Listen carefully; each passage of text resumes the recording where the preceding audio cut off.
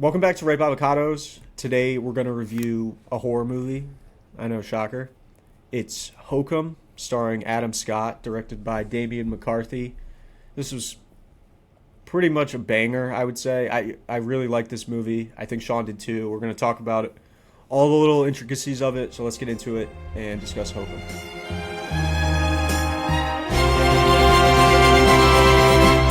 Daydream, I fell asleep amid the flowers for a couple of hours on a beautiful day.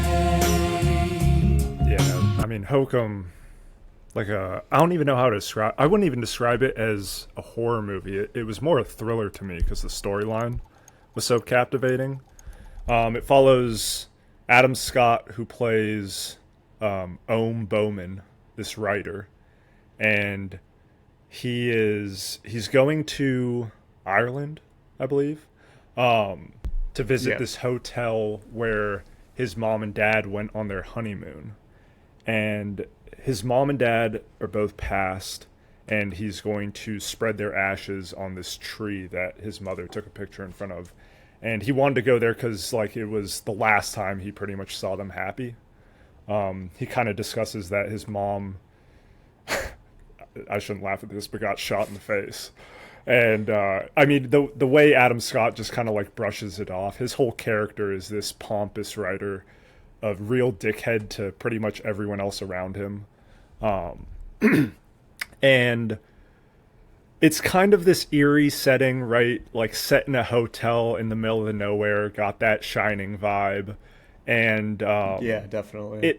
the story is set up to be your typical horror haunting at this hotel, and that abruptly switches when you find Adam Scott dangling from the ceiling of his room. And it cuts to, I think it's around a week or two later, something like that. He wakes up in the hospital, and Fiona, who was one of the helpers there at the hotel, has gone missing. And she went missing at the Halloween party. Well, she now was his and rescuer. she his guardian angel, really, is what she was.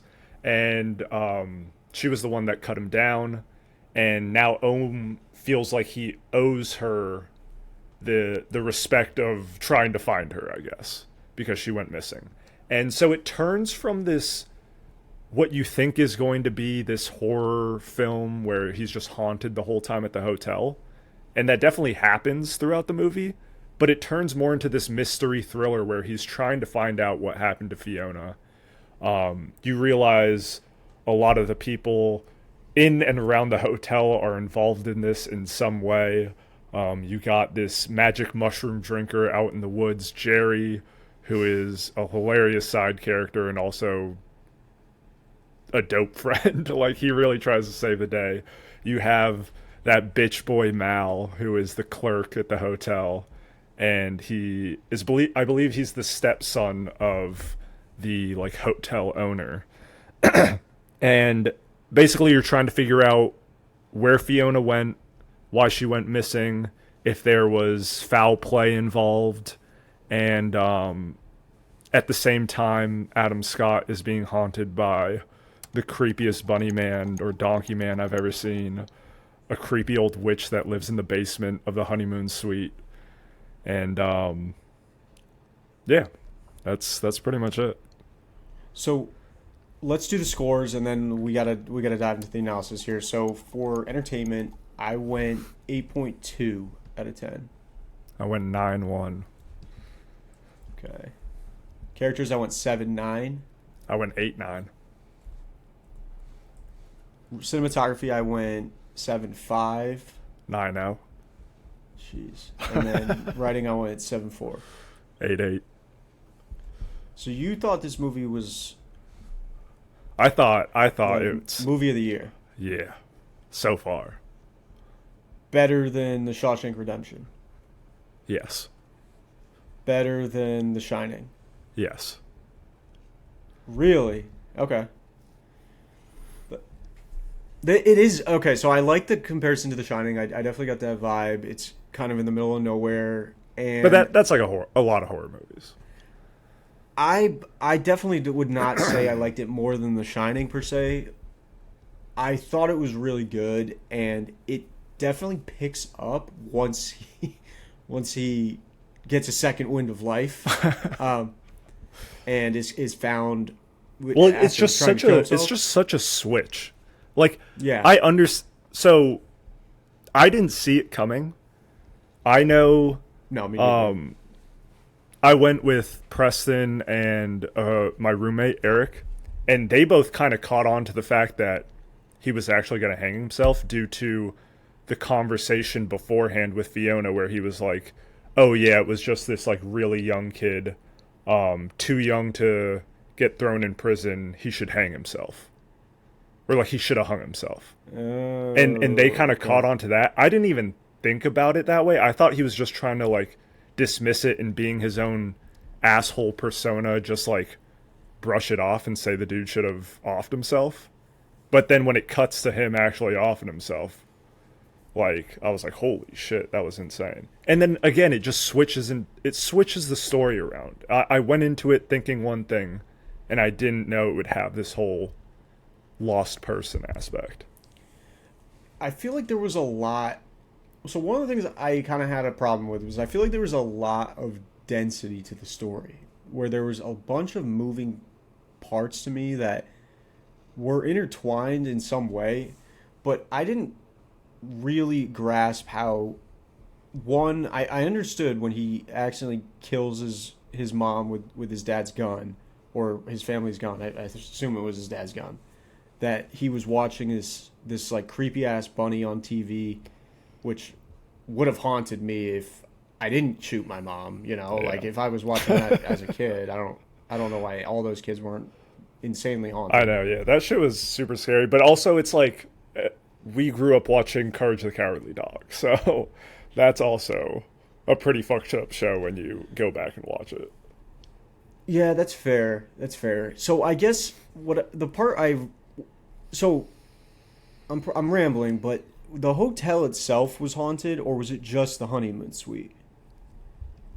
So it was just the honeymoon suite, and they explained that because they say the owner Cobb had trapped a witch in the basement of the honeymoon suite, Okay, or under and the that's when honeymoon he's suite. that's when he's talking to those two kids at the beginning of the Yeah, movie. just torturing Ga- them. Just like gave away the whole plot, kind of like. To me, when he said the part about, the only thing I really remember him saying was how the witch would shackle up her slaves or whatever and do what she wanted with Lead them to the underworld. Yeah, so when Do Adam what Scott, she wanted to them. whatever. It was yeah, a sex dungeon. Fill in the gaps. But when Adam Scott's actually down there in the dungeon, and then he goes back up the dumbwaiter, and you can hear the clanking, I knew exactly what that was, and to me, that whole part didn't really scare me as much as when he was actually up in the honeymoon suite. Because there was a lot more ambiguity. I had no idea what was going to happen. That one shot, I mean, the cinematography in this movie was pretty good, and I just probably gave it a lower score relative because well, it's a horror movie, and I think that we just constantly like bump up. We these give scores horror for those. movies a pass. Yeah, I will call out one scene that made me shit my pants was when they zoomed in through that window, that open window in the honeymoon suite, when he was walking around kind of observing what's going on in there, and when he comes back into the room, his mom is following him, like is right following behind him.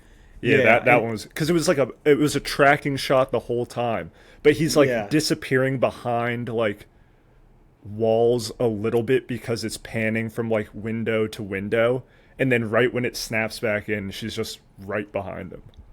I did appreciate though, as you mentioned that, I did appreciate how well they showed the blueprint or the overlay of what the honeymoon suite looked like. I feel like we had a really clear Yeah, image of where everything was there, and that came into play in the end when the evil dude who killed Fiona and killed Jerry. the homeless guy.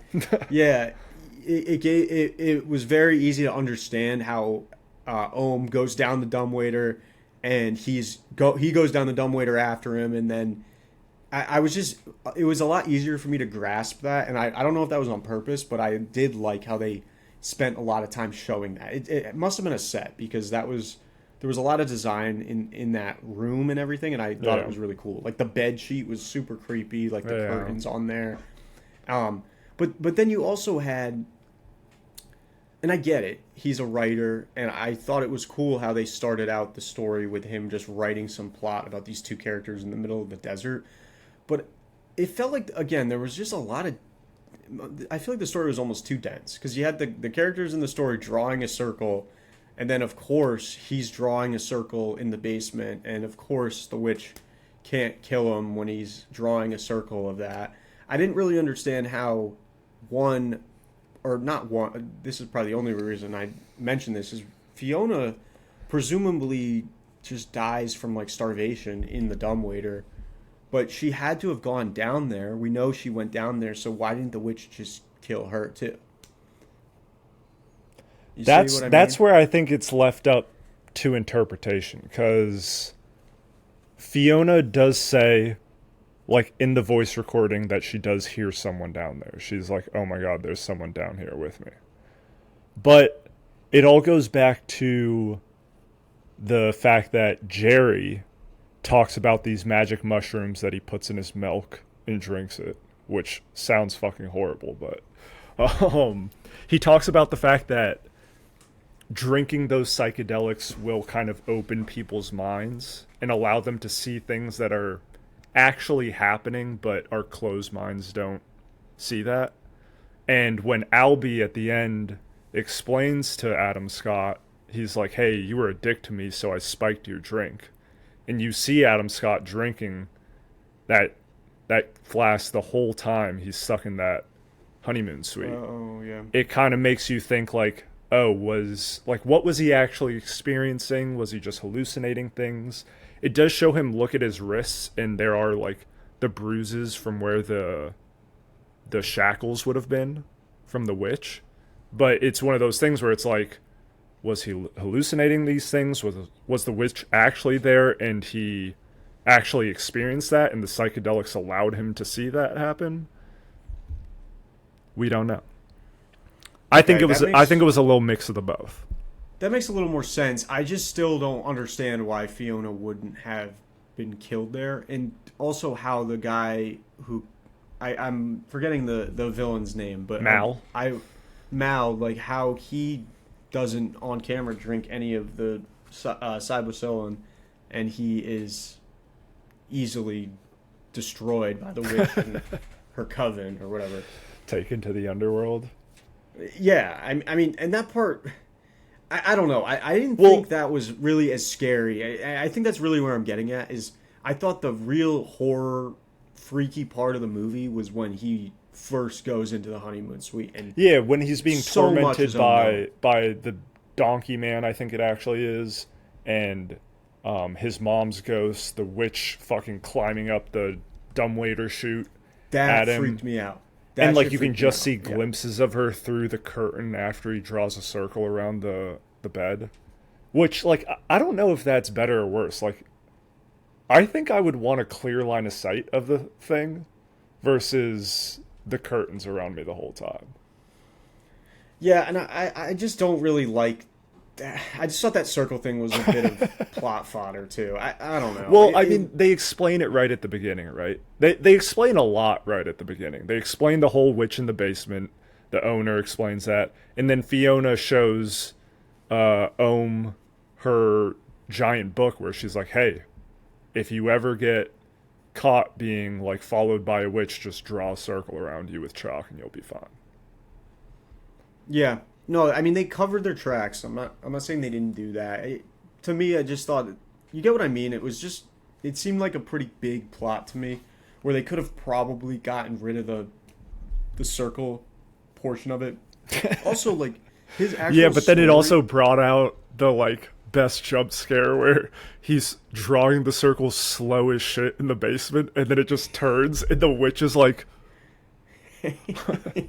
Yeah, that part was, I don't know. I feel like once I can see the face of the thing that's supposed to be scaring them, and I recognize it, it doesn't really get me anymore. And after that, it wasn't really bothering me. But when she was climbing up the dumbwaiter, that shit freaked me out because we didn't actually see her face, and you just kind of heard the you heard her like, you know, hitting her chains around, and they used laughing too. Yeah, the laugh was creepy. The lights were really good touch, kind of Stranger Things-esque. But I clearly had some issues with the plot. At this point, dude, what do you think about writers in horror movies? Like, is it just a bit at this point? It's 100% like the main character being a writer. Yeah, yeah. They definitely have the writers of the movie definitely have someone in mind that they're like painting that portrait of. Yeah, no, I just think it's very. I don't know if it's even lazy at this point. I feel like they just enjoy doing this for any sort of horror movie where it just has to be a writer, and he's like losing his mind. He's got problems at home. He's an alcoholic. It's a lot of cliche narratives that were in this. But I will say, like, I think Adam Scott was great in this movie. I love Adam Scott. I love Jerry. I thought Jerry was fantastic. We didn't really get a lot of Fiona's screen time, and I thought Fiona was great too. She was, but she was only in 20 minutes of the movie or something like that. But anyways, I mean, I thought it was good. I just had some issues with connecting everything, I guess. And I wanted to ask you a question actually about that last part of the last movie when they do the flashback to the thing that Jerry mentions to Adam Scott in the woods. Yeah.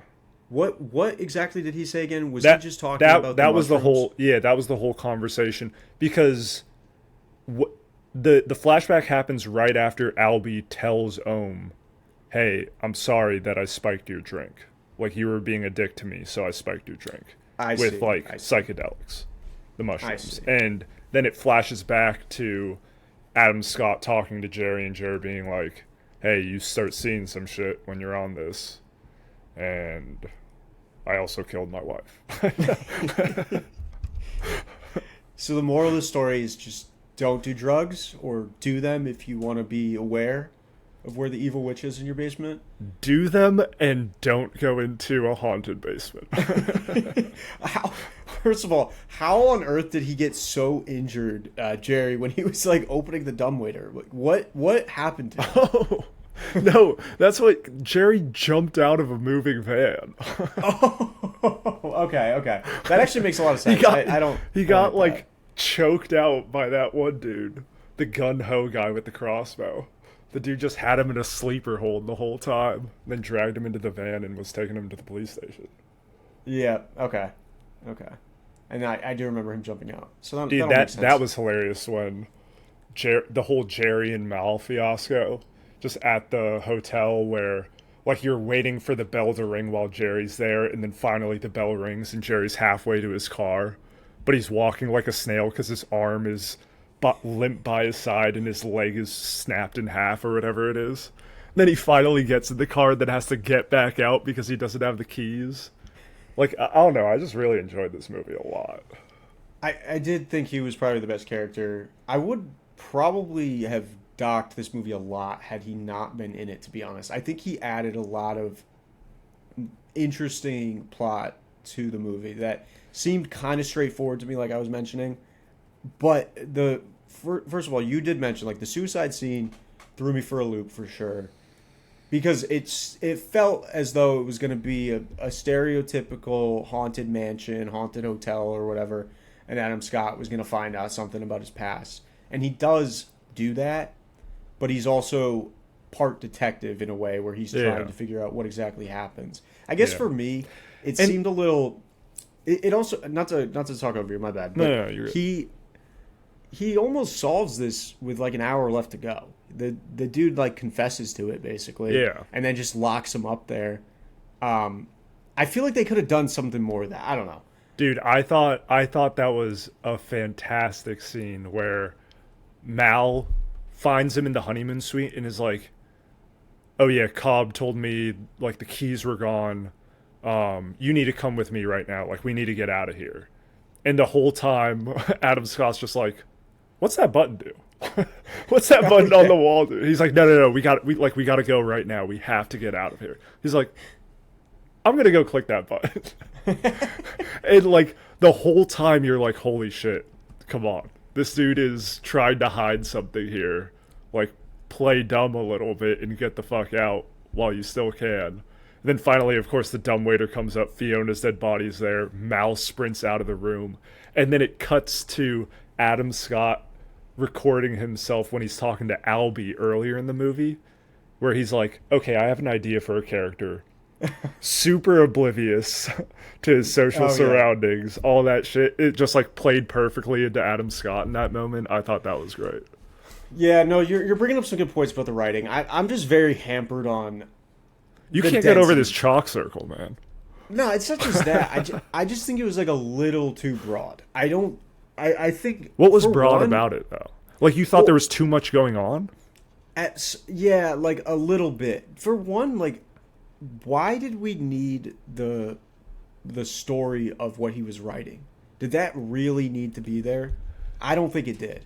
I don't think so, but I think it was a nice prelude and then a nice cap on the end of the story where it just shows his character arc. Like he was clearly a miserable, depressed person haunted by what he did to his mother, trying to just like get by, write this story, and of course he was going to write the story in the most like grim way possible with the dude smashing the shit out of the bottle on a little child's head. And then was it a little like too happy at the end of the story where they're just embracing each other, and then of course the bottle is next to another skull in the desert that they could use to break it?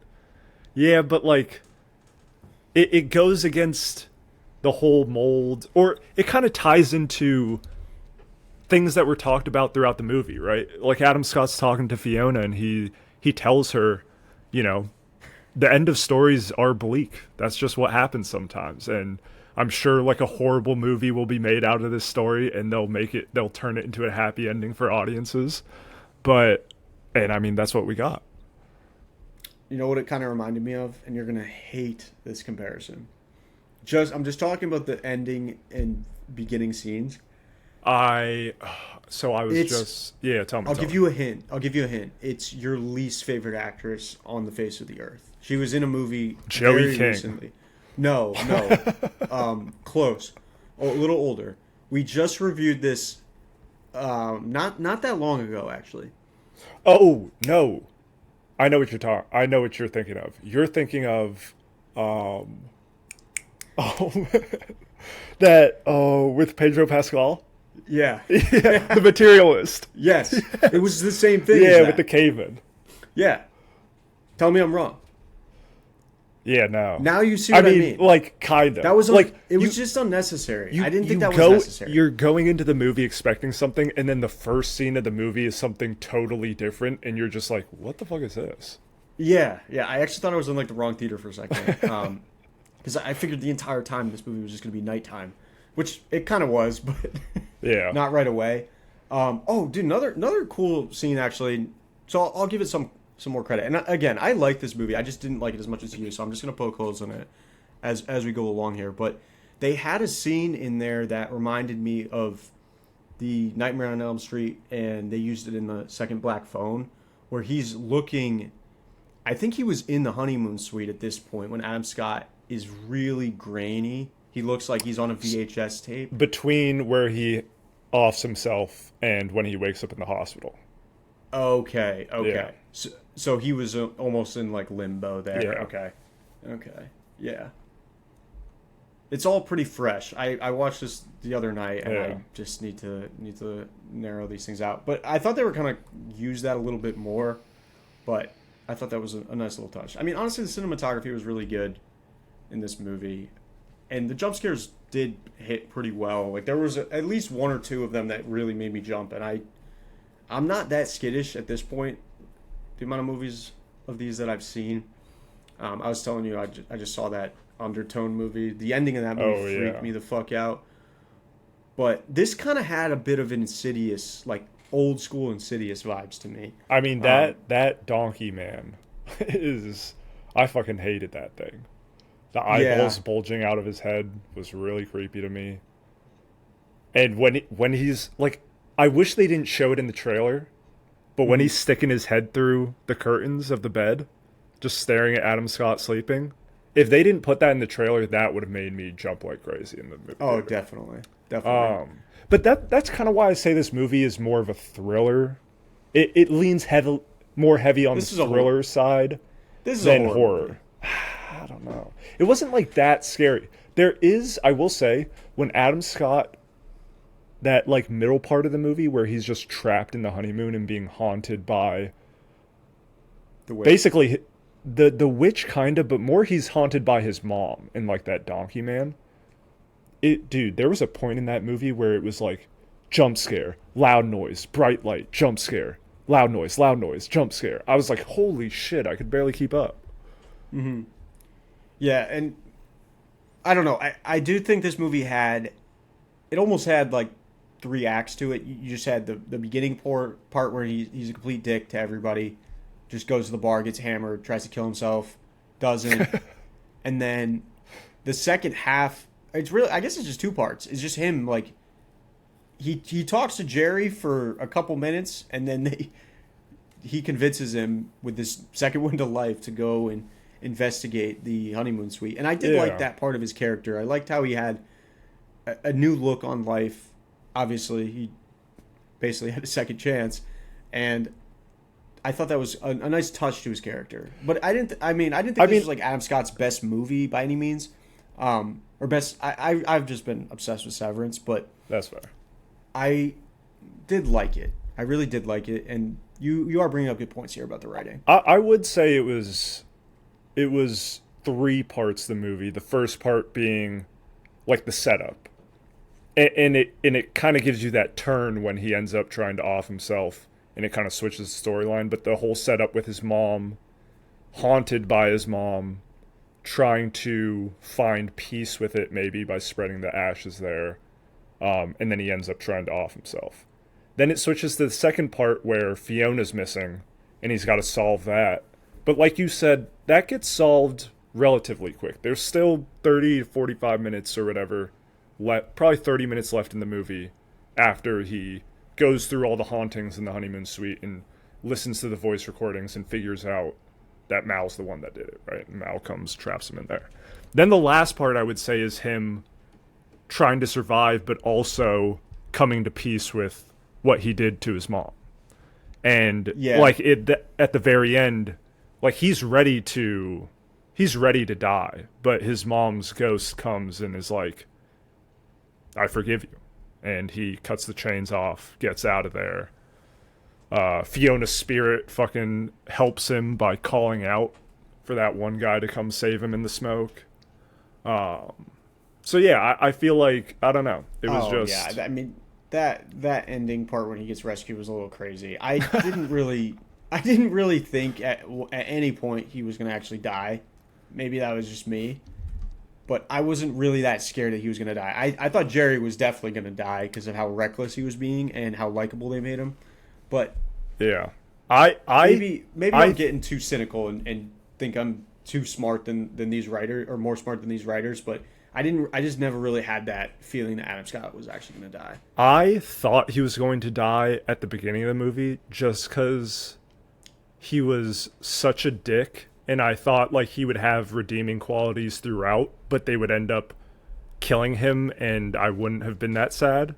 But it's after like the 25-minute mark and he's dangling in his room, and then it cuts to him waking up in the hospital, where I was like, okay, there's no way he's going to die. He has to solve this Fiona mystery case. Yeah, it was like Jon Snow. Like, you don't think Jon Snow's going to actually die like after he gets brought back to life, you know? Same shit. He should have, though. Fuck Jon Snow. You see him and Kat link up the Knicks game? No. Kit and Kat. Wow. Yeah. And they're like, there's like 4 feet difference between them. At least. I think Jordan Woods was taller than Kit, but anyways. No surprise. So, yeah, I mean, I don't know if there's much more to cover in this movie. Like, I do think it was interesting, and I will give Denny McCarthy, right? Dan McCarthy? What's this guy's name? I think it's Denny. Damien. Damien. I said that off the rip, and I forgot. I knew it was a D. No, I like the direction of this movie. Honestly, Neon, great underrated studio. They've been killing it. Yeah, they really have. I didn't like Bring Her Back, or I mean, you and I both didn't really like that movie. This movie was a billion times better. That movie was just like so depressing, so depressing. Yeah, and I've been seeing a lot of shit online of people like praising that movie. I think that was one of the most predictable horror movies I've ever seen, and they didn't even really, they barely even explained what was going on there, and I just was not a fan of it. I really did like HOKUM. I thought it was original. We should have probably talked about like the definition of it. So HOKUM's like a pretentious, it's like the opposite. I think it's kind of similar to folklore, where you like think something's fake. Yeah, I think that's it's often what used to describe sentimental or cliche elements that are designed to like evoke a quick, unthinking audience reaction, which is kind of like a jump scare almost, right? Yeah. And he uses it towards Albie when Albie is explaining his encounter with the witch in the honeymoon suite, where like he talks about how scared he was and knocked his hat off, and Adam Scott's just looking at him and he just goes, "Hokum." And then Albie spikes his drink. Or that's after he burns his hand with a fucking spoon. Yeah, that was fucking crazy. What a dickhole move. Like, yeah, that was so out of pocket. But again, like the suicide scene, no idea that was gonna happen. Great piece of writing, I guess, by throwing in a quick suey. But probably have to cut that. Definitely. Yeah, I think any talk about people hanging them. That's why I switched to offing himself. I don't know if that's any better, but no, it's all. Yeah. Anyways, go check out HOKUM. I thought this was a great movie for 2026. I mean, you know what this movie reminded me of? What? Have you ever seen? Now it's gonna slip my mind, but I think it's called 1408, something like that, where it's John Cusack, and he is a writer, I want to say, and he stays in a haunted hotel room, and it's just I've seen clips of this. Is this the movie where he's looking out of his window across the way and he sees himself? I've seen that clip on my TikTok a billion times. I do really want to watch it. And I just got chills thinking about it, which is so it's way scarier than HOKUM. I don't know. I enjoyed HOKUM as a movie a lot more. But 1408's just creepy because, like, you know he's staying in a haunted hotel room and he just gets haunted the entire time. It's just, like, scary haunting shit throughout. Whereas this one, that's what I thought it was going to be, and it flipped it on its head, which I really enjoyed. Yeah. I mean, I was saying this to Fran, like, the horror genre is just taking on such a mainstream place in cinema right now. There's just so many horror-led movies. They might not all necessarily be straight horror. I know you're saying this one's more of a thriller, but I'm thinking of like Send Help. That's not technically a horror movie, but that's got horror elements to it. Obviously, Weapons last year. We had Passengers coming up. We have Backrooms. Those seem to be Resident Evil. Resident Evil. Like a lot of these big movies that are coming out, like Sinners too. That's not technically a horror movie, but it's not filmed in a sunflower field. You know, it's definitely gloomy and dark and shit. And I don't know. I like these kind of movies. Midsummer's filmed in like a field full of daisies too, and that shit is fucked up. No, that's true. But there's also a lot of scenes in Midsummer where they're like inside those teepees, and it makes it even creepier. But that's just like a psychological horror. That movie really good though. I really like Midsummer. But yeah, so go check out HOKUM. We gave this an 8.4 out of 10. Should have been higher. I would say. I mean, that's still a great score. Yeah. I would say this is the best movie we've seen so far this year. There hasn't been like this calendar year. Well, is it better than Project Hail Mary to you?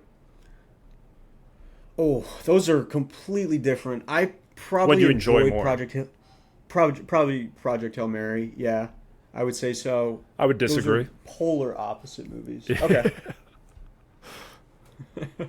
What was the budget All right. on Project Hail Mary? Oh my god. Let's see the Less budget than this. discrepancies. We didn't even talk about the budget. Yeah, the So this budget on Hokum $5 was million. $5 million. Yep.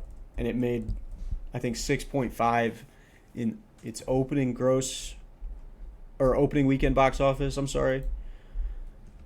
The budget for, oh my god, for Project Hail Mary was $200 million. It grossed 330 as of, that's just U.S. and Canada. It grossed 660 worldwide. So those are Interstellar numbers. That's like what Interstellar did. Doesn't mean it was a better movie by default, but I enjoyed it a little bit more. It's more lighthearted, and I just talked about how much I liked horror movies, but I don't know. To me, those are kind of two sides of the same coin, because I thought Project Hail Mary was a pretty stereotypical space expedition movie that they just threw a bromance twist on. This was a pretty stereotypical haunted hotel movie, but they threw a little bit of a twist into it too, with Adam Scott's whole backstory, and I think that tied it together pretty nicely. But I would guess more people would probably like Project Hail Mary more, because I don't know. Yeah, I'm trying to see Horror's any not as easy to other do. any other movies that came out this year that I really enjoyed. The Super Mario Galaxy movie? Fuck that movie. Was not good. Scream 7, that one's pretty good. Did not watch it. Dude, Was it actually worth it? No. It was okay. I want to see Scary Movie 6. I didn't actually watch that. Oh yeah, that's the But I'm new one sure- that came out. Yeah, that shit looks funny. But anyways, go watch HOKUM. Go watch Ripe Avocados. We'll be posting every Tuesday. And yeah, thanks for watching, and stay tuned for the next one. Peace out. Deuces.